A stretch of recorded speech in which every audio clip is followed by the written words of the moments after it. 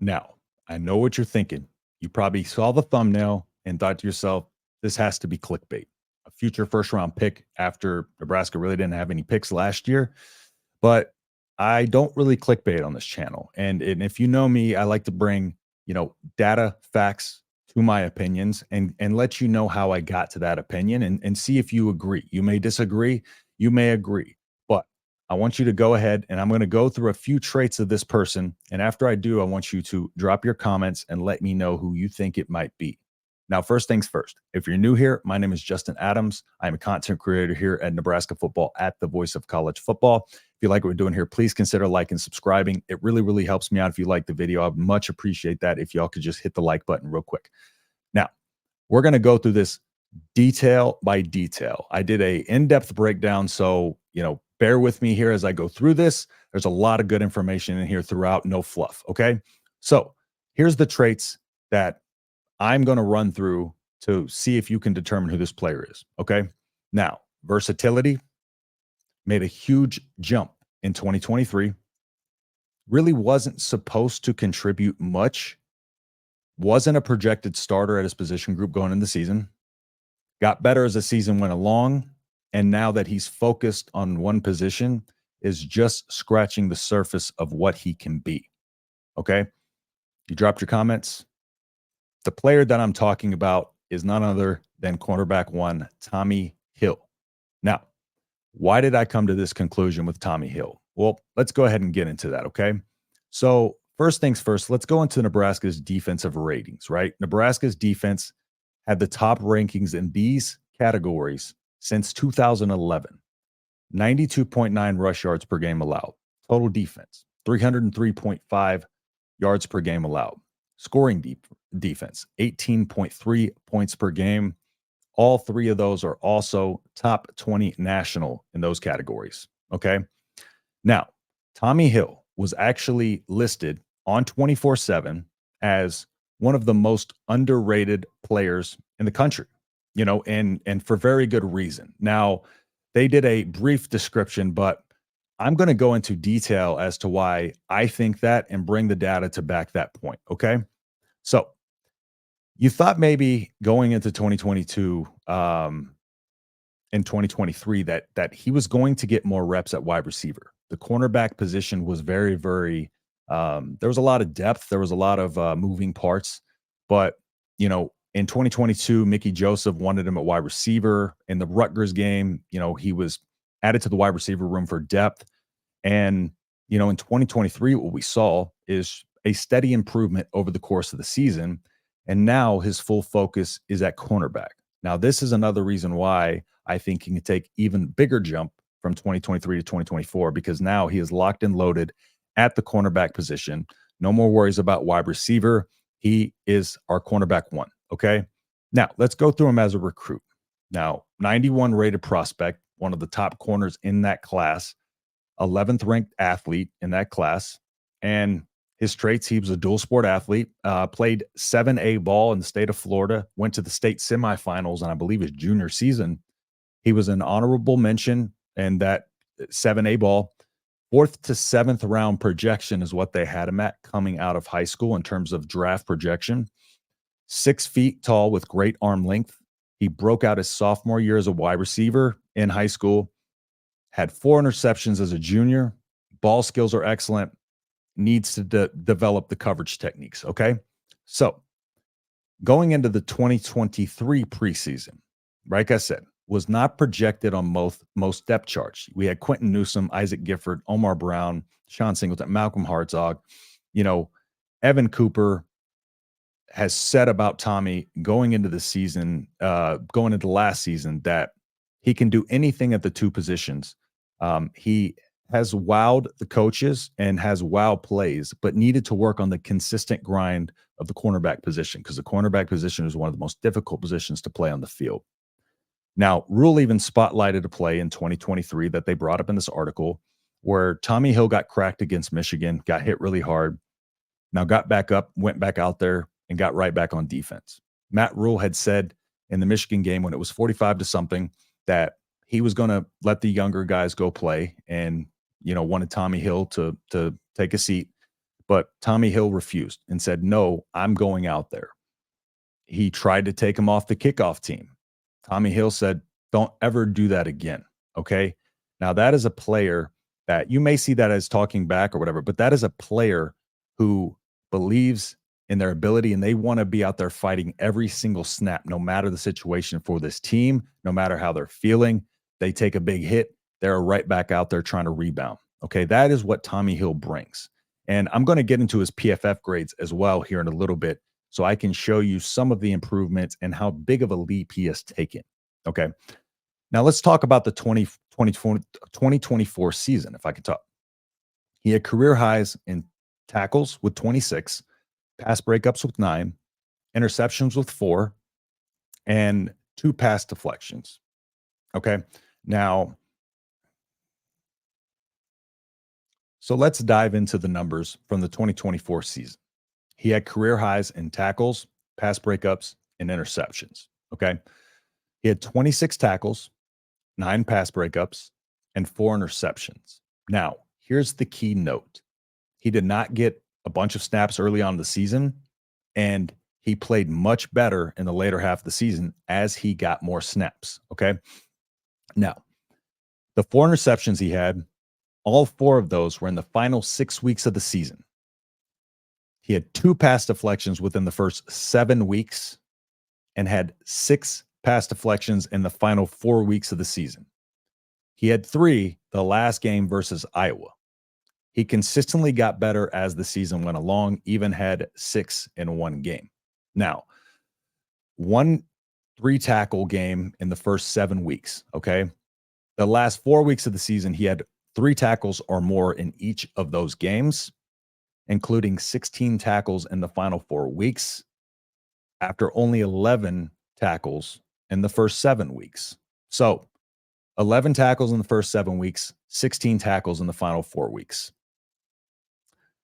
2 pass deflections in the first 7, 6 pass deflections in the last 4 weeks.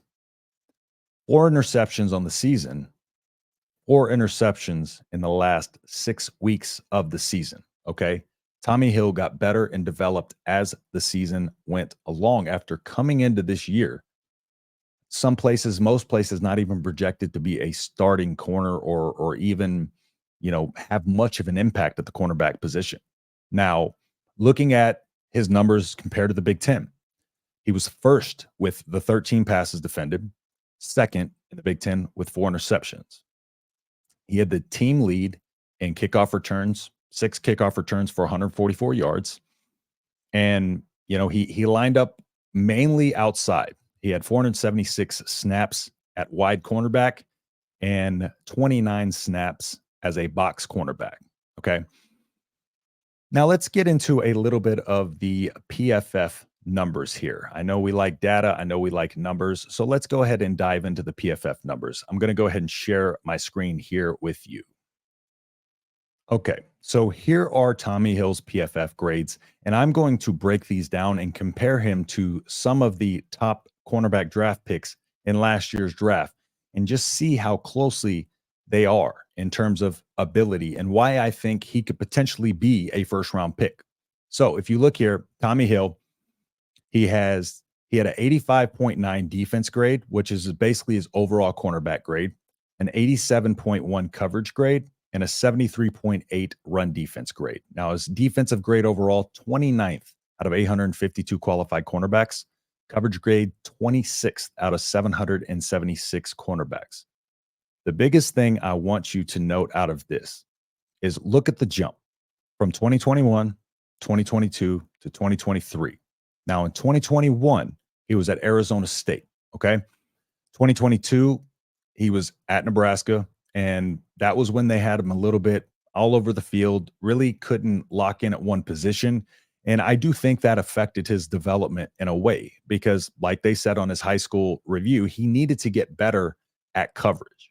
Now, this also goes to show the year-over-year development and that Matt Rule identified his strength and was able to put him there and know that as the season went along, he's more and more of a cornerback. We see him more as a cornerback. He identified the strength in his game, and it was him being a cornerback.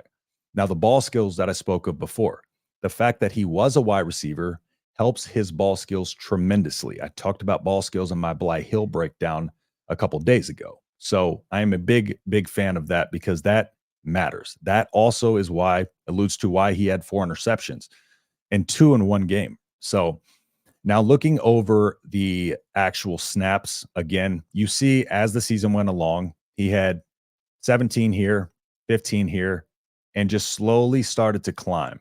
Now, week 8, a little bit of less snaps, but 9, 10, 11, 12, 13. He took on more snaps and got stronger the entire season, and albeit against some tougher competition in some of these later weeks. Okay.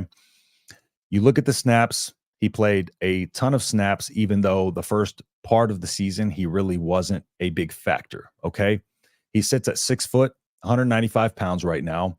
And he's got all of the traits that you would need. You know, he has very exceptionally long arms and his tracking ability and just his physicality. He's able to get physical with these guys, but able to really lock on because his coverage is so solid. Okay. Now, let's get back into some of the guys that, you know, I want to compare him to from last year's draft and according to the PFF grades. Okay. Now, who does he compare to in last year's draft? I will preface this by saying last year's draft in the first round, especially, was very offensive heavy. Okay. There was only 3 cornerbacks taken in the first round, and they were after pick 20. And then, so defense fell this year in this draft. Okay. We looked at his coverage grade. 87.1 was his coverage grade. Okay. Now, who does that compare to? Kool-Aid McKinstry was top 10 in coverage grade. Now, Tommy Hill's only a point or so off of Kool-Aid McKinstry's last year's coverage grade. Okay. Kamari Lassiter, 42nd pick in the 2024 draft of the Houston Texans. And they were lined up coverage grade. It goes Kool-Aid, Kamari, and then Tommy Hill. Okay. Just in the coverage grades. Now, where was that ranked? 41st pick was right after Cooper DeJean. Just so you know the talent level that is right there. Cooper DeJean went 40th, Kool-Aid 41st, Kamari Lassiter 42nd. Okay. Again, there was only 3 DBs taken in the first round. Now, another thing, Kool-Aid McKinstry was number 3 on PFF's list of if every cornerback was draft eligible, you know, this is where they would rank. Kool-Aid McKinstry was number 3 last season. Okay. Fell a little bit in the draft. Like I said, all of the cornerbacks did, but that just shows where he stands in terms of nationally. And this is one of the reasons why they put him as one of the most nationally underrated potential breakout players in the country. Now, I know coming into this, you probably thought, well, Tommy Hill, he broke out last year. Again, the expectation of a year-over-year jump, when you have a guy who's juggling between 2 position groups in an offseason and develops as the season goes along and finishes with guys who went 41st, 42nd, 40th, and mind you, Kool-Aid McKinstry was ranked ahead of 2 of the first round prospects. And Tommy Hill's right there neck and neck with them as a junior. Okay. So looking at the development, like I said, year over year, 62.9 to 60.6 to 85.9. He is locked and loaded as a cornerback. And this cornerback room we need a guy on the edge that can sit there and can lock down guys. When's the last time we had that? We look back at, you know, Lamar Jackson, maybe. Lamar Jackson was a guy who, you know, really was also one of those guys who battled back and he got better as his career went along. Lamar Jackson, as we know, was a little, you know, he was a little rough in his first few years, was a highly rated prospect. Seemed like Scott Frost couldn't get the best out of him, but he benched him. And then what did Lamar Jackson do? Didn't transfer out. He came right back, fought back, developed, and he became one of the better cornerbacks that we've had in a long time. And Tommy Hill is the expectation of the jump that he's going to make is tremendous. I think based on these data points and these numbers, that he has the absolute potential to be a first round pick in the NFL draft. one of the top corners in not only the Big Ten, but in the country. I don't think enough people are giving him attention because I don't really think people remember, Tommy Hill in 2022, where almost at some points he was a bit of a liability, it seemed, because the consistency wasn't there, like the coaches talked about. However, when you're trying to develop your coverage skills coming out of high school, and that's one of the things you need to develop, and you're juggling between wide receiver and cornerback, how are you supposed to be able to develop as a corner when you are scatterbrained and they got you, at a Rutgers game out there for depth at wide receiver? Okay. This further goes to show Matt Rule's identification of talent. His ability to see the strengths in these players and his ability to make sure that he brings the most out of these guys, even the guys that he didn't recruit and he didn't bring in. Now, another thing to note, Tommy Hill, very fast. Track star, was a very, very fast, I believe in the 100-meter, 11 seconds, something like that, a little bit over 11 seconds. So exceptionally athletic. We knew that coming in. He was insanely athletic, just needed to develop and polish. And like Evan Cooper said, he's one of those guys who is learning consistency, and he's learning the grind. He's learning the ins and outs in the day-to-day of how to be a consistent cornerback.